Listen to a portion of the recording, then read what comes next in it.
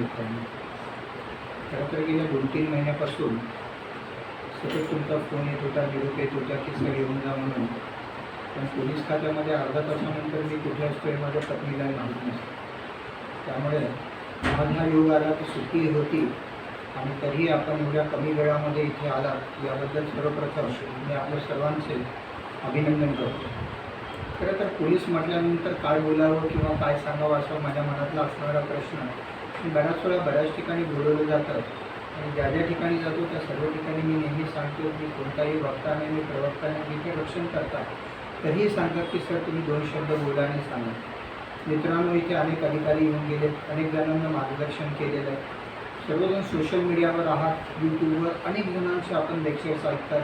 मी याव केलं, मी त्याव केलं, मी असं केलं, मी तसं केलं. मी फक्त तुम्हाला एवढंच सांगणार आहे की मी माझ्या अनुभवातून मी काय होतो आणि मी कसा होतो आणि इथपर्यंत मी कसा पोहोचलो. कारण प्रत्येक व्यक्ती ही वेगळंच एक रसायन असतं. त्याला तुम्ही बदलू शकत नाही किंवा त्याला वेगळ्या दिशेला घेऊ शकत. आणि ज्यावेळेस एखादी व्यक्ती किंवा एखादा मुलगा जेव्हा मनापासून एखादी गोष्ट ठरवतो की मला हे करायचं आहे आणि मी तुम्हाला ठामपणे सांगतो त्याला कोणीही अडवू शकत नाही. फक्त स्वतःवर विश्वास ठेवा. तुमच्या जीवनात यशस्वी व्हायचं असेल तर पहिला मूलमंत्र लक्षात ठेवा की तुम्ही तुमच्या स्वतःवर विश्वास ठेवा. मी आहे आणि मी हे करणार. बस एवढंच तुम्ही लक्षात ठेवा. ज्या दिवशी तुम्ही हे लक्षात ठेवा तेव्हा खऱ्या अर्थाने तुमचा प्रवास कमळाऐवजी कष्टातला गिरून पुढे सुरू होणार आणि ज्यांनी कष्टातला गिरवला आहे त्यांचा सावलीपासून नव्याने पुन्हा प्रवास सुरू होतो. तसं बघितलं तर मीही एक शून्य होतो. आईवडिलांच्या संस्कारातून आणि गुरुजनांच्या मार्गदर्शनातून एक जिवंत शिल्प घडलं जे आज तुमच्यासमोर. माझी ओळख करून देताना मी फक्त एका वाक्यात सांगेन, लोकांच्या घरी वर्तमानपत्र वाटणारा मुलगा आज तुमच्यासमोर उभा. आयुष्यामध्ये आपण ग्रामीण भागात आहे, माझी खूप गरिबी आहे, माझे आईवडील मला चांगल्या पद्धतीचं शिक्षण देऊ शकत नाही, माझी ती परिस्थिती नाही असं हतबल होऊ नये. किंवा सर्वप्रथम लक्षात ठेवा, परिस्थितीवर जो मात करतो त्याच्यातनं जो खऱ्या अर्थाने काहीतरी घडवतो तोच इतिहास निर्माण करतो आणि वेडी माणसंच इतिहास निर्माण करतो. माझे शब्द नीट आहेत. जी वेडी माणसं असतात ती एका ध्येयाने पछाडलेली असतात आणि त्या ध्येयाप्रती जाण्यासाठी ते सतत प्रयत्न करतात, तेव्हाच ते इतिहास निर्माण करतात. डॉक्टर अब्दुल कलाम, तुम्ही सर्वांनी इतिहास वाचला आहे, रिंग्स ऑफ फायर हे पुस्तक वाचलेलं आहे, त्याविषयी मी काहीही सांगणार नाही. मी फक्त नाव याच्यासाठी घेतो की ही माणसं कुठे होते आणि कुठपर्यंत गेली आणि कोणत्या पदापर्यंत पोहोचू शकते. किंवा माझी परिस्थिती अशी आहे, मला काहीच नाही, माझे बाबा खूप गरीब आहे, आमच्याकडे शेती आहे, आईवडील मोलमजुरीला जातात आणि मी कसं शिकू आणि मी काय करू. हेही प्रश्न मला 35 वर्षापूर्वी पडले होते. पण त्यावेळेस कुठेतरी मनामध्ये बोधन इच्छाशक्ती होती. तसं पाहिलं तर माझं गाव नाशिक. दर रविवारी नाशिकमध्ये महाराष्ट्र पोलीस अकॅडमी, पूर्वीचं पोलीस ट्रेनिंग कॉलेज, तिथून दर रविवारी मुलं आणि मुली व्हाईट अँड व्हाईट ड्रेसमध्ये टाय लावलेले अगदी रोडवरती फिरायचे. आम्ही सगळी मुलं कॉलेजला जाताना त्यांच्याकडे खूप कुतूहलाने बघायचो आणि आम्हाला असं वाटायचं मला हे असं कसं होता येईल आणि मी कसा होऊ शकेल असं सहज मनात आलं. त्यावेळेस माझं ग्रॅज्युएशन नुकतंच संपलं आणि लॉला सुरुवात केली. तुमच्यासमोर उभा असलेला विद्यार्थी कोणताही फर्स्ट क्लासमधला नाही आहे, मी तुम्हाला स्पष्ट सांगतो. मी द्वितीय श्रेणीत पास होणारा विद्यार्थी. फक्त एकदा घरी पैन लागली म्हणून LLBला मी फर्स्ट क्लास मिळवला आणि नाशिकच्या MBT लॉ कॉलेजच्या सेकंड इयरमध्ये आजही ते त्यावेळेच्या 1984-85च्या बॅचमध्ये ते नाव आहे. ते आता तिथेच आहे, ते कधीही बदलणार नाही. म्हणून मी तुम्हाला सांगितलं, प्रयत्न केलं तर होतं आणि मला सांगायला तुम्हाला अजिबात काही गम्य वाटत नाही. मला 600 पैकी 366 मार्क होते. म्हणजे किती टक्के झाले? 60%. 1% इकडे येईन, 1% तिकडे येईल. इतकी राऊंड फिगर मी बरोबर मिळवली आणि त्यावेळेस मला माझ्या आईवडिलांनी दिलेलं अभिवचन म्हणून आमच्या घरामध्ये TV आली. पण माझ्या लहान भावानी आणि बहिणीने मला दम दिला, तू फर्स्ट क्लास मिळाला तर घरात TV येणार आहे, आम्ही बघ तुला किती बदलून काढतो जर नाही TV आला. त्यामुळे अभ्यास करावा लागला, फर्स्ट क्लास मिळवला आणि तोच माझ्या आयुष्यातला पहिला फर्स्ट क्लास. त्यानंतर जेव्हा MPSCची परीक्षा येत होती, मी फर्स्ट इयरला होतो, सेकंड इयरला होतो. मित्रांनो, मी MPSCची परीक्षा 2 वेळा नापास झाली. पण मी जेव्हा तिसऱ्यांदा पास झालो तेव्हा महाराष्ट्रातल्या 1,64,000 मुलांमध्ये मी महाराष्ट्रात दुसरा. आयुष्यामध्ये एखादी गोष्ट जर आपण ठरवली आणि ती करण्यासाठी जर आपण प्रयत्न केले तर यश सहज मिळतं. बऱ्याच वेळा काय होतं, आपण कुठेतरी कच खातो, मनाला कुठेतरी वाटतं यार मी यावर्षी परीक्षा दिली, मला MPSCने मला काहीच पाठवलं नाही, मला काही आलंच नाही, याचा अर्थ मी कुठल्याच कॅटेगरीमध्ये बसलो नाही. 2-3 वर्ष आपण प्रयत्न करतो आणि पुन्हा विसरून जातो. असं वाटतं आता मी कुठे आहे, मी कसा तिथपर्यंत कधी पोहोचू शकतो. पण मग मी माझ्या आयुष्यातली जी त्रिसूत्री आहे ती मी तुम्हाला सांगू इच्छितो. मी असं सांगणार नाही रात्री 2-2 वाजेपर्यंत करा, जागे राहा, अभ्यास करा, पहाटे लवकर उठा, काहीतरी करा. प्रत्येक व्यक्तीला आपण केलेल्या अभ्यासातलं किती जाणून घ्यायचं आहे हे सर्वात महत्त्वाचं आहे. मी आज दिवसभरामध्ये लायब्ररीत बसतो आणि भरपूर जेवढं काही दिलेला इतिहास किंवा भूगोलाचं पुस्तक वाचतो. त्या वाचलेल्या पुस्तकापैकी माझ्या लक्षात किती राहिलं हे मी एका बाजूला असणाऱ्या माझ्या रफ वहीमध्ये लिहायचं. ज्यामुळे मला काय व्हायचं, मी ज्यावेळेस वाचायचो तेव्हा माझ्या या डोक्यात किती उतरलेलं हे मला कळायचं आणि त्या पद्धतीने मी हे करायचं. त्यानंतर आम्ही सिस्टीम अशी ठेवली होती की साधारणतः 2 किंवा 3 तास झाले की त्या विषयाच्या आमच्या वाचलेल्या ग्रुपमधल्या 4-5 जणांनी एका ठिकाणी बसायचं किंवा लायब्ररीच्या बाहेर जायचं आणि डिस्कशनला सुरुवात करायची. जिथे वाचलं असेल तर मग आपण एकमेकांनी एकाने पुस्तक हातात घ्यायचं, प्रश्न विचारायला सुरुवात करायची आणि मग या पद्धतीतनं ॲटोमॅटिकली जे मी वाचलेलं नसायचं, जे उत्तर मला माहिती नसायचं, तो माझा मित्र मला सांगायचा आणि ते मला कळायचं. अशा पद्धतीने मी माझा अभ्यास केला. तेव्हा तुम्ही अभ्यास करताना काय केलं पाहिजे हे तुम्ही स्वतःला ठरवा. तुम्हाला खूप रात्री जागून लक्षात राहत असेल रात्री अभ्यास करा. पण जर माझ्या या पद्धतीमध्ये विचारलं तर मी तुम्हाला एवढं सांगेन, मला सकाळचा अभ्यास खूप आवडतो. कारण आपल्या साधू संतांनी म्हटलेलं आहे, लवकर उठे लवकर निजे तया ज्ञान संपत्ती. आणि मी त्या बाबतीमध्ये खूप श्रीमंत आहे. गेल्या ह्या 33 वर्षाच्या महाराष्ट्र पोलीस दलाच्या या वाटचालीमध्ये ह्याच कृतीवर मी आजपर्यंत चालत आल्यामुळे मला सगळ्या गोष्टी खूप आनंदाने आणि चांगल्या पद्धतीने मिळतात. आणि म्हणून माझं तुम्हाला हे सांगणं आहे की तुम्ही ते ठरवा, तुम्हाला तुमचं हे करायचं. हे करण्यासाठी आता तुम्हाला काय करावं, सर्वप्रथम तुम्ही तुमचं ध्येय निवडा. मला काहीतरी करायचं तर हे माझं ध्येय आहे, मला या ध्येयासाठी जायचं. तर ते ध्येय निवडल्यानंतर त्या ध्येयाच्या पूर्ततेसाठी आपण काय केलं पाहिजे, नियोजन केलं पाहिजे आणि सतत प्रयत्न केले पाहिजे. जेव्हा तुमच्या प्रयत्नामध्ये सातत्य असेल तेव्हाच तुम्हाला त्या यशोमंदिराकडे दिमाखाने जातात. आणि जेव्हा तुम्ही त्या यशोमंदिराकडे दिमाखाने जाल तेव्हा तुमच्या नातेवाईकांना, मित्रमैत्रिणींना तुमचा फार मोठा अभिमान लागतो. आणि त्या पद्धतीने त्या गोष्टी साध्य करण्यासाठी आत्तापासून तुम्ही तयारीला सुरुवात केली पाहिजे. बऱ्याच वेळा आपण असं म्हणतो की ह्या गोष्टी करताना सर ते खूप अवघड आहे, हे वाचलेलं डोक्यातच राहत नाही, घरी गेलं का आई वडील कटकट करतात, कसला अभ्यास करतो, जा बाबा नोकरी कर, 10-15 हजार रुपयाची काहीतरी नोकरी कर, आता कमवून आण ह्या गोष्टी. पण एक लक्षात ठेवा, जेव्हा तुम्ही एखादं ध्येय ठरवलं त्या ध्येयापासून विचलित होऊ नये. ते ध्येय साध्य होईपर्यंत सतत प्रयत्न करा आणि त्या प्रयत्नापर्यंत एकदा पोचलं तर यश तुम्हाला निश्चित मिळेल याची मला खात्री आहे. तुम्हाला एक सत्य घटना सांगतो. मुंबईमध्ये असणारा एक मुलगा ताडमाड उंचीचा, ज्याच्याजवळ काहीही नव्हतं, अभिनयासाठी म्हणून अनेक स्टुडिओमध्ये चक्रा मारल्या, त्याला सर्वांनी हुसकून दिलं, त्याला कोणीही विचारलं. शेवटी त्याला आकाशवाणी केंद्रावरती नोकरी लागली. त्या आकाशवाणी केंद्रावरती जेव्हा तो वृत्तनिवेदकाचं काम करत होता तेव्हा त्याचा आवाज ऐकून एका दिग्दर्शकाने त्याला आपल्या चित्रपटामध्ये काम देण्यासाठी बोलवलं आणि त्याचा तो पहिला ठरलेला चित्रपट जंजीर. आणि जंजीर या चित्रपटात काम केल्यानंतर आज तो वयाच्या 80व्या वर्षीसुद्धा बॉलिवूडमधला शहेनशाह म्हणून त्याचं नाव घेतलं जातं. तोच अमिताभ हरिवंशराव बच्चन. आयुष्यामध्ये त्याच्याजवळ काय होतं, कोणत्या परिस्थितीमधनं तो गेला आणि तिथपर्यंत कसा पोहोचला. आणि मग आपण सर्वजण म्हणतो मला तर सगळं दिलेलं.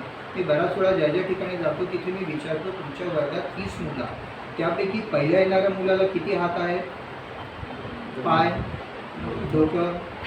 तुम्हालाही परमेश्वराने तेवढंच दिलं तर शेवटून दुसरा नंबर काय येतो? आणि मग जर माझे आई बाबा माझ्यासाठी कष्ट करतात, दिवस रात्र मेहनत घेतात, माझं लेकरू, माझी मुलगी चांगल्या पदावर जावी हे स्वप्न डोक्यामध्ये घेऊन, डोळ्यामध्ये ठेवून आयुष्यभर ते कष्ट करतात, तर मला एवढं छोटंसं सुद्धा काम करता येतं. मला फक्त अभ्यास करायचा, चांगल्या मार्काने पास व्हायचं आणि एक सरकारी नोकरी मिळवायची. कारण मित्रांनो, तुम्ही एक डोळ्यासमोर एक क्षणभर आणा, ज्या दिवशी तुम्ही सरकारी नोकरीत जातात पहिला पगार येतो आणि 1-2 वर्ष नोकरी केल्यानंतर तुम्ही तुमच्या म्हाताऱ्या आईला किंवा बाबाला म्हणता, बाबा किंवा आई, आज संध्याकाळपासून किंवा उद्यापासून तू मोलमजुरीला जाऊ नका, बाबा तुम्ही नोकरीवर जाऊ नका, आता मला पगार मिळतो. ज्या घरामध्ये सरकारी नोकरीमध्ये गेलेला मुलगा किंवा मुलगी जेव्हा खऱ्या अर्थाने आपल्या घरादाराला मदत करते तेव्हा हे स्वप्न पूर्ण झालं असं प्रत्येक आईबाबांना वाटतं. आणि एवढं सुद्धा आम्ही करू शकणार नाही. सगळ्यांनी बघा, आता दिवाळी येतो. दिवाळीचा सण आल्यानंतर सर्वप्रथम नवीन कपडे कुणाला घेतले जातात? आई पहिल्यांदा जाते दुकानात आणि नवी साडी घेऊन येते, किंवा बाबा जातात आणि त्यांना कपडे घेऊन येतात. जर माझे आई बाबा जेव्हा दिवाळी, दसरा किंवा कोणताही सण आल्यावर पहिले नवीन कपडे आपल्या लेकराला घेऊन देतात आणि त्यांच्याच डोळ्यात आपली उद्याची भावी स्वप्न बघतात, त्या भविष्य काळासाठी जर आपल्याकडे एवढं सगळं मागतं तर आम्ही एवढंसं सुद्धा देऊ शकत नाही. आणि मला तुम्हाला आज फक्त एवढंच सांगायचं, स्वतःतलं इन्स्टिंक्ट जागा करा. मी आहे, मी हे पूर्ण करणार आहे आणि मला त्या ध्येयाप्रती जायचं. आज तुम्ही घरी गेल्यानंतर, आजची तारीख 19 ऑक्टोबर 2021, घरी गेल्यानंतर डायरीमध्ये लिहून, आजपासून मी बदलणार. आज मला काहीतरी ध्येयाने मला हे साध्य करायचं आहे आणि त्या ध्येयाप्रती जाण्यासाठी मी सतत प्रयत्न करणार. दुसरं एक उदाहरण देतो. बऱ्याच जणांनी आता ऑलिम्पिक झालं बघितलं असेल. ऑलिम्पिकच्या त्या ॲथलेटिक्समध्ये 100 मीटरवरती जेव्हा धावपटू पहिल्या त्या स्टार्टिंग लाईनपासून ज्यावेळेस on your mark get set go म्हटलं जातं, फायरिंगची एक गोळी सुटते आणि त्या क्षणाला सगळे धावपटू जीवाच्या आकांताने आपल्या देशाला मेडल मिळावं म्हणून धावत सुटतात आणि शेवटच्या अंतिम रेषेजवळ जो पोहोचतो, जो पहिला येतो त्याला काय मिळतं? सुवर्ण. दुसरा येतो त्याला रौप्य पदक, तिसरा येतो त्याला ब्राँज पदक. आता तुम्ही सर्वांनी नीट बारकाईने बघा, सुवर्ण पदक आणि रौप्य पदकामध्ये किती अंतर असतं माहिती आहे? शतांश सेकंदात. 1 शतांश म्हणजे किती? सेकंदाचा 100वा भाग. मी आता तुमच्याशी बोलतोय, 1 सेकंद संपला आहे. म्हणजे बघा, त्यांनी प्रयत्न केले, यांनी प्रयत्न केले, पण तो कोण जिंकला? ज्यांनी अंतिम रेषेला हात लावला, जो अंतिम रेषा पार केली त्याला सुवर्ण पदक मिळालं. याचा अर्थ पाठीमागे रौप्य पदक मिळवणारा काय तो का कमी पडला? त्यावेळेस कुठेतरी शतांश सेकंदाने त्याचं ते गेलेलं आहे. आणि म्हणून तो पुढच्या वेळेस पुन्हा नवीन जिद्दीने उतरतो आणि म्हणतो, नाही, मला आता सुवर्ण पदक मिळायचं आहे, पुढच्या ऑलिम्पिकमध्ये मी तुला देईन. पुन्हा तो मेहनत घेतो. आणि हे सुद्धा या स्पर्धा परीक्षेचं असंच मित्रांनो. आपल्याला असं वाटतं, अरे हा पास झाला, मी तर नापास झालो. नाही, थोडंसं कुठेतरी तुम्ही तुमच्या यशामध्ये थोडीशी कुठेतरी तुमचं कमीपण, बाकी काहीच नाही. तुम्ही तेवढेच प्रयत्न केले, तुम्ही लागले तेवढाच वेळा अभ्यास केलेला आहे, पण बऱ्याच वेळा काय येतं, मी वाचलेलं कधी कधी येत नाही, कारण याच्यामध्ये लकही फॅक्टर थोडासा बऱ्याच वेळा असतो. कारण तुम्हाला माहिती आहे, जनरल नॉलेजचे प्रश्न असे आहे, युनोचे अध्यक्ष कोणी ते विचारले जाते, तर तालिबानमध्ये कुठे, म्हणजे अमेरिकेतून ह्या टोकाहून पुन्हा उत्तर दक्षिणला कुठे भेटू काही कळत. एवढं वास्ट, खूप मोठा हा अभ्यासक्रम. आमच्या काळात तरी एकच मेन एक्झाम होतं. तुमच्या काळामध्ये प्रीलिम, मेन सगळ्याच गोष्टी येत गेल्या. कारण ज्यावेळेस मी या परीक्षेचा अभ्यास करत होता, मला वाटतं त्यावेळेस तुमच्या कोणाचाही जन्म नसेल. 85-86ला जेव्हा माझं संपलं ग्रॅज्युएशन आणि मग मी इकडे आलो लॉ झाल्यानंतर. त्यामुळे मला हेच तुम्हाला सांगायचं, सतत प्रयत्न करा आणि यशापर्यंत तुम्हाला निश्चितपणे जाता येईल. यामध्ये कोणतीही गोष्ट स्वतःला कधीच समजू नये. आयुष्यामध्ये नेहमी लक्षात ठेवलं पाहिजे, मला जर काही करायचं असेल तर मी माझ्यामध्ये तेवढे पोटेन्शियल्स निर्माण केले पाहिजे. आणि मी जर तेवढ्या पद्धतीने मी स्वतःला काहीतरी सक्षम करू शकलो तरच मी त्या गोष्टी सहज करू शकतो. एक शेर आहे, खुदी को कर इतना बुलंद कि हर तहरीर से पहले खुदा बंदे से कुछ पूछे, बता तेरी रजा क्या. परमेश्वर सुद्धा तुम्हाला विचारलं पाहिजे की सांग बालका, तुझी इच्छा काय आहे. इतकं स्वतःला परिपूर्ण, इतकं भक्कम आणि सक्षम बनवा. आणि जेव्हा तुम्ही स्वतःला त्या पद्धतीने बनवा तेव्हाच या गोष्टी होतील.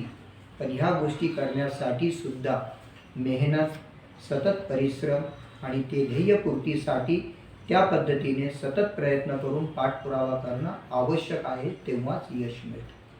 कारण लहरों से डरकर कभी नौका पार नहीं होती और कुछ किए बिना जय जयकार नहीं.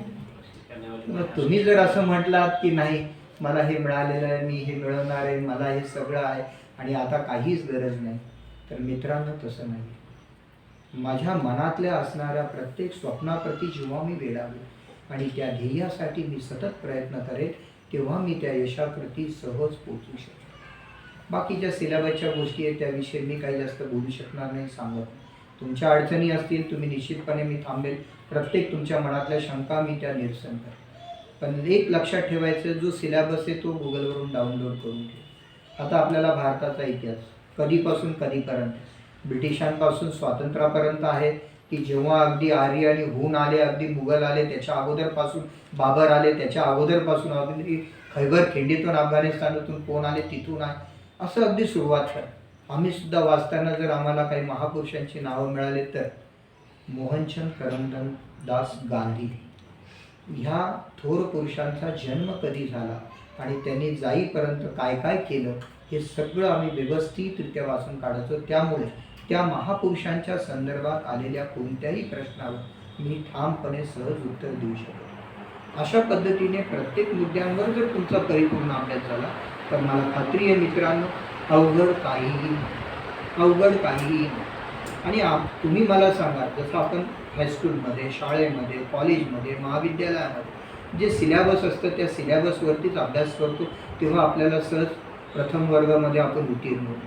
त्यामुळे असंही काही मनामध्ये नाही आहे की आपल्याला काही येत. अजून एक घटना तुम्हाला सांगतो. थोडं एक सोशल मीडियावर मी वाचली होती, ती मी तुम्हाला सांगतो. जयपूरच्या एका संगमरवर खाणीतून एक छानशा संगमरवरील देवाची मूर्ती बनवण्यात आली आणि काही फरशा बनवण्यात आले, काही ग्रेनाइट्स कटिंग वगैरे करून ते एका ट्रकमध्ये सगळे लोड केलेत आणि ते ज्या ठिकाणी एका मोठ्या शहरामध्ये ज्या ठिकाणी मोठं भव्य मंदिर बांधलं होतं त्या मंदिरातल्या बांधकामासाठी ते घेऊन जात होते. मूर्तीची प्रतिष्ठापना होणार होती, त्यामुळे ती मूर्ती देवाची सजवलेली सुंदरशी घडवलेली मूर्ती त्याच ट्रकमध्ये होती आणि ज्या फरशा घेतलेल्या होत्या, ज्या त्या ठिकाणी देवस्थानाच्या गाभाऱ्यात इतरत्र बसवल्या जाणार होत्या त्याही होत्या. ड्रायव्हर गाडीमध्ये बसला, गाडी पुढे निघाली राजस्थानमधून मुंबईच्या दिशेने. वाटेत येत असताना ती मूर्ती आणि ते संगमरवर एकमेकांशी बोलायला लागले.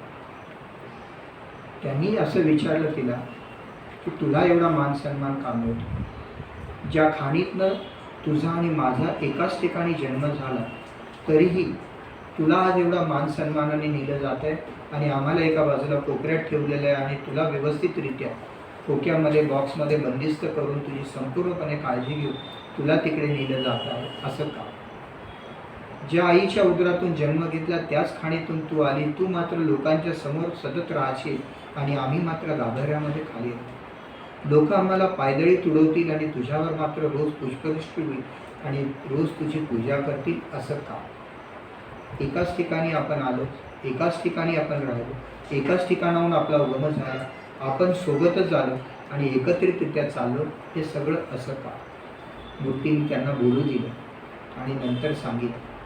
खाणीतून जेव्हा कच्चा दगड बाहेर काढला आणि जेव्हा कारागिरीने कामाला सुरुवात केली, पहिली छन्नी आणि हातोडीचा पहिला घाव बसल्यानंतर जो दगड तुटला त्याला बाजूला केलं आणि त्याच्या स्लाइस करून फरशा बनवल्या. तुम्ही फक्त 2 किंवा 3 घाव घ्याले, कटिंगमध्ये तुम्ही तयार झाले. मी जेव्हा मूर्ती म्हणून तयार झाले तेव्हा त्या कारागिरांनी आणि त्या मूर्तिकाराने माझ्यावरती मला आकार, उकार आणि रूप देईपर्यंत सतत छन्नीचे तो घाव घालत होते. तेव्हा माझं हे संपूर्ण रूप तयार झालं. तेव्हा तुम्ही मला सांगा, छन्नीचे घाव सर्वात जास्त कोणी घेतले, कोणी झेलले? तर मी. मला मान सन्मान मिळतो याचं कारण ते. मला आज जो मान सन्मान मिळाला, मला सरांनी गुलाबाचं फूल दिलं, शाल दिली, हे का मिळालं? मी तिथपर्यंत पोचण्यासाठी केलेल्या प्रयत्नांती मिळाला. मी तुम्हाला ही घटना, ही कथा थोडक्यात बोध हा देण्यासाठी याच्या मागचं कारण हे आहे की जोपर्यंत तुम्हाला देवत्वाला पोचायचे तोपर्यंत कष्ट केले पाहिजे, मेहनत घेतली पाहिजे, माझ्या आईवडिलांच्या स्वप्नासाठी वेडं झालं पाहिजे, तेव्हाच तुम्हाला ते मिळेल. नाही तर मग मी लायब्ररीत जाते आहे, अभ्यास करते आहे, मला त्रास देऊ नको, स्वयंपाक बाकी काही सांगू नको, मी खूप मोठी अधिकारी होणार आहे म्हणून आई तुम्हाला कोणतेही काम सांगत नाही, वडील तुमच्याशी कोणतेही हे करत नाही. कारण आम्ही मात्र त्यासाठी किती प्रयत्न करतो याला फार महत्त्व आहे. आणि ज्या क्षणाला आपण ह्या गोष्टी करू शकू तेव्हाच कुठेतरी हे करता येईल. आणि शेवटचं आणखीन एक महत्त्वाचं, तुम्हाला सर्वांना माहिती आहे, अध्यात्म तुम्ही जाणा. 84 दशलक्ष युनिटनं फिरल्यानंतर आपण मानवाच्या जन्माला येतो. साधू संत असे म्हणतात की हा एकमेव जन्म जिथून आपण मोक्षाप्रती जाऊ शकतो. आणि ह्याच जन्मामध्ये असणाऱ्या फक्त मानवाला, या संपूर्ण निसर्गातल्या चराचरातल्या सृष्टीमध्ये फक्त मानवाला मेंदू आहे. बाकी इतर कोणत्याही प्राण्यांना एवढी बुद्धी दिलेली नाही, शोध किंवा इतर गोष्टी माहिती नाही. तुम्ही जर बघितलं असेल तर आपण आपल्याकडे असणारे मांजर, कुत्रा, गाय किंवा इतरही टाकलेला चारा किंवा त्या दिवशी पुरतं एवढं झालं संपलं. गाय बँकेमध्ये चारा वगैरे साचून ठेवते का, FD वगैरे करून ठेवते का, बाबा आता मला लागेल पुढे. आपण मात्र भविष्याची चांगल्या पद्धतीने तरतूद करून ठेवू, कारण ही बुद्धी आपल्याला आहे. आपण पुढच्या पिढीसाठी या सगळ्या गोष्टी करतो. आणि जर मानवाच्या जन्मात आल्यानंतर मला ही बुद्धी मिळालेली आहे, याच्यातनं मला हे मिळालं आहे, तर आजपासून एक गोष्ट तुमच्या मनावर कोरून ठेवा आणि ते शब्दही लिहून ठेवा. अभी नहीं तो कभी नहीं. आताच आणि या क्षणात. आणि हेच वर्ष आहे 2021. यामध्ये महाराष्ट्र लोकसेवेकडनं कोरोनानंतर खूप मोठ्या प्रमाणात जागा मिळाली. अशी संधी जर तुम्ही सोडली, कारण मला आजही तो दिवस, ते साल मला अजूनही आठवते. ज्या क्षणी, ज्या वेळेस तिसऱ्यांदा जेव्हा मी परीक्षेला बसलो, कारण पहिल्यांदा नापास झालो तेव्हा मला फक्त 14 मार्क्स कमी होते. दुसऱ्यांदा जेव्हा नापास झालो तेव्हा 7 मार्क कमी होते. मला तिसऱ्यांदा जेव्हा बसलो तेव्हा हे माझ्या डोक्यामध्ये सतत होतं, अभी नाही तो कभी नाही. बेट्या म्हटलं, तू जर आता पास नाही झाला तर काही उपयोगाचा नाही, कारण लॉ संपलं आहे, काळाकोट घालायचं आहे, वकिली तुला सुरू करायची. आता तू ठरव, निर्णय तुझा. आणि मग मात्र मी खऱ्या अर्थाने मेहनतीने सुरुवात केली. कुठलाही क्लास लावला नाही, काहीही नाही. आज काटोलमध्ये जिल्हा परिषदेच्या वतीने इतकी सुंदर सुसज्ज अशी तुम्हाला संपूर्ण रेफरन्स असलेलं हे वाचनालय, इतकं चांगल्या पद्धतीची अभ्यासिका तुम्हाला उपलब्ध करून दिली. सोशल मीडिया आहे, गुगल आहे, सगळ्या गोष्टी. काही दिवसासाठी पास होईपर्यंत व्हॉट्सअप, इंस्टाग्राम, फेसबुक थोडं बाजूला ठेवा. आता फक्त लक्षात ठेवा, येणाऱ्या या 3 महिन्याच्या काळात मला करायचं. आणि हे सतत डोक्यात ठेवलं पाहिजे. सकाळी जेव्हा तुम्ही तुमची धोपटी घेऊन बाहेर निघाल अभ्यासाची, अभी नाही तो कभी नाही. इथे आलात, अभ्यास करा, व्यवस्थितरित्या लक्ष द्या. ग्रुप डिस्कशनमध्ये हे व्यवस्थितरित्या लक्षात घ्या. आणि या सगळ्या गोष्टींमधनं केले तर मला खात्री आहे. आणि आपण ग्रामीण भागातले, मी शेतकऱ्याचा मुलगा, मी चांदीचा चमचा तोंडात घेऊन टाटा बिर्लाच्या घरात जन्म नाही घेतला. कष्ट काय असतात मी डोळ्याने बघितलेले आहे. आणि या सगळ्या परिस्थितीतनं आपण जेव्हा जातो तेव्हा मी ग्रामीण भागातले, मी गरीब आहे, हा मनामध्ये कधीही आणू नका. शहरातल्या कुंडीत लावलेल्या गुलाबापेक्षा रानावनामध्ये वाढलेल्या रानफुलांना मिळणारा जो सुगंध असतो तो पूर्ण आसमंतामध्ये दरवळतो. तेव्हा तुम्ही विचार करा आपल्याला काय व्हायचं आहे आणि कसं व्हायचं. तेव्हा जेव्हा तुम्ही ठरवा, माझ्यासारखे अनेक लेक्चरर येतील, मीही तुमच्यासारखाच होतो मित्रांनो. तिथे यायचो, त्यांच्या डोळ्यात डोळे घालून बघायचो, आता हा बाबा काय सांगतो, नवीन काय काय उपदेश बोधामृत वाचतो, आपल्याला काय कळेल, सगळं ऐकायचो. काही काही रटाळाही वाटायचे, मनातल्या मनात मानायचो, अरे बाबा मला अभ्यास करायचा, लवकर गेला तर बरं होईल. इकडे बघायचो, यांनी का बोलून आणलं, याला काय माहिती. म्हणजे अशा अनेक गोष्टी आमच्या जीवनात गंमत जम्मत घडत होत्या. पण मात्र मी जीवनामध्ये एक ठरवलं की आपल्याला जर काही करायचं असेल तर माझं ध्येय ठरवायचं, त्या ध्येयाच्या प्राप्तीसाठी मला सतत प्रयत्न करायचे आणि ते प्रयत्न यशस्वी व्हावे म्हणून जिद्दीने त्या दिशेने प्रत्येक पाऊल टाकलं गेलं. रोज आपण काय वाचलं, आपला अभ्यास किती परिपूर्ण झाला यावर पूर्ण कॉन्सन्ट्रेशन करा. बाकी अवघड काहीच नाही. कारण मगाशीच तुम्ही मला सांगितलं, पहिल्या येणाऱ्या मुलाला जर 2 हात 2 पाय 1 डोकं आहे तर परमेश्वराने तुम्हाला सगळं तेच दिलेलं आहे. मग तुम्ही मागे हटू नका. आणि जेव्हा तुम्ही मनाशी ठरवा, जेव्हा स्वतःला सिद्ध करण्यासाठी प्रयत्न करा, तेव्हा मला निश्चित खात्री आहे की यश तुम्हाला मिळाल्याशिवाय राहणार नाही. आता खूप थोर पुरुषांची नावं सांगता येईल. महापुरुषांनी काय काय केलं, ते इथपर्यंत कसे पोहोचले, या सगळ्या गोष्टी मला तुम्हाला सांगता येईल. मला पण तुमचा वेळ घ्यायचा. एवढंच सांगायचं आहे, आता तुम्हाला जिद्दीने जर प्रयत्न करायचे असेल तर ते आत्ताच करायचे. आणि हे तुम्ही ठरवलं तर तुम्ही ते सहज करू शकता. आणि इतर सगळ्या गोष्टी करता येईल तुम्हाला. इतर सगळ्या वस्तू, साधन सामुग्री, पुस्तकं, कॉम्प्युटर किंवा इतर सोशल मीडियावर असणाऱ्या फॅसिलिटीज, कपडे, जे काही हवं ते सगळं तुम्हाला आणून देऊ शकतो. पण अभ्यास मात्र तुम्हालाच करा.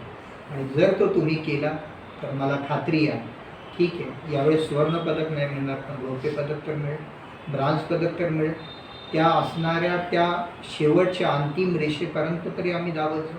त्या कॉम्पिटिशनमध्ये आम्ही आहोत हे स्वतःला सुद्धा सिद्ध करून आपण सहज दाखवू शकतो. आणि म्हणून मी तुम्हाला पुन्हा सांगतो, जरी अवघड असला, जरी किती कठीण असला, तरी तिथपर्यंत जायचं जेव्हा आपण प्रयत्नपूर्वक ठरवतो तेव्हा यश निश्चितच मिळतं. आणि असं स्वतःला कधीही कमजोर समजू नका.